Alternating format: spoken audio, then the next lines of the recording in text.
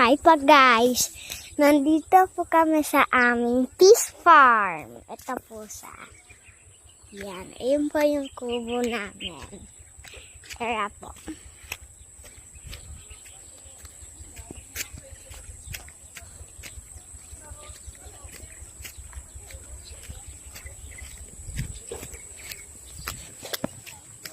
Ito po yung kubo namin. Ano ba? Ayan. Oh, ikaw naman. Nalay na ako.